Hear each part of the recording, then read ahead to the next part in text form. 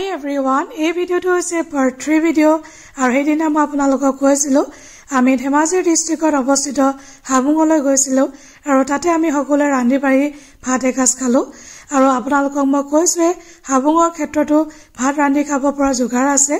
আৰু এইফালে আমি তাতে শুনিলো যে 285 বিঘা মাটি আছে টোটাল 285 বিঘা হেতু কাৰণে আমি ভাত হোৱালৈ অকনমান ফুৰি আহিলো আৰু বহুত ভাল লাগিলে আপোনালোকে এইফালে দেখিছে কিমান মানুহ আৰু সেইদিনা বহুত মানুহ আছে যেহেতু সানডে আছিলে আৰু বহুতে ইয়া পিকনিক খাই আৰু বহুত ভাল লাগিলে এটো কাৰণে ভাল লাগিলে কাৰণ এনেকুৱা এটা জায়গা খালি নাই যত আপোনালোকে মানুহ দেখা নাপাব মানে প্ৰত্যেকটো জায়গাতে মানুহ আছে প্ৰত্যেককে পিকনিক খাই আছে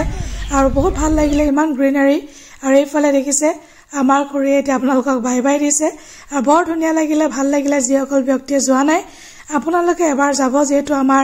আহোমৰ প্ৰথম স্বৰ্গদেউ চুকাফাৰ স্মৃতি বিজড়িত হৈ আছে আৰু বৰ্তমান সময়ত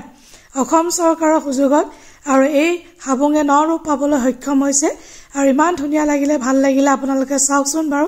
কেনেকুৱা একদম ধুনীয়া পৰিৱেশ হিউজীয়া পৰিৱেশ আৰু যিসকল ব্যক্তিয়ে যোৱা নাই এবাৰ আপোনালোকে যাব আৰু আমি ভাত হোৱালৈ ইফাল ইফাল ঘূৰিলো মেলিলো ফুৰিলো ভাল লাগিলে আৰু এতিয়া আপোনালোকক কৈছিলো যে মই হাবুঙৰ ক্ষেত্ৰত বনাই খাব পাৰি এয়া দেখিছে আপোনালোকে তো আজিলৈ আহো বাই বাই